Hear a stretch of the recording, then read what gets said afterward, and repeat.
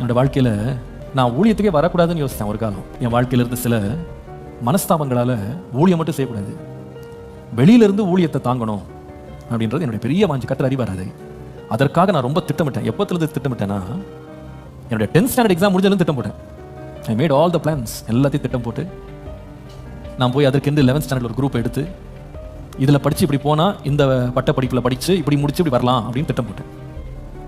ஆனால் ஆண்டவர் இடத்துல எத்தனையோ முறை என்கிட்ட தனியாக பேசியிருக்கிறார். பல முறை என்கிட்ட ஆண்டவர் பேசினார். இது நான் வச்ச பாதையில் நீ அதில் போகாத, உனக்கு இது வேண்டான்னு எத்தனையோ முறை சொன்னார். நான் கேட்கல. என் விருப்பத்தை நான் நிறைவேற்றணும், என்னை சும்மா தொந்தரவு பண்ணாதீங்க, நான் போவேன். என்னோட 11th ஸ்டாண்டர்டுடைய குரூப்பை நான் சூஸ் பண்ணும்போது the Lord spoke to me not to do that. பல முறை பேசினார். ஆனால் நான் என் 10th ஸ்டாண்டர்ட் மார்க்கை வச்சுக்கிட்டு நல்ல மார்க் எடுத்திருந்தேன். நான் எனக்கு போகிறதுக்கு இல்லைன்னா கஷ்டம், நான் பாட்டுக்கு உள்ள நுழைஞ்சேன். அப்பவும் ஆண்டவர்கிட்ட உணர்த்தினார், அதை தடுத்தார், பல முறை தடுத்தார். நான் விடலை, போனேன். 11th and 12th ரொம்ப கஷ்டப்பட்டேன் படிக்கிறது. கிட்டத்தட்ட ஒரு ஃபெயிலியராக மாறினேன்.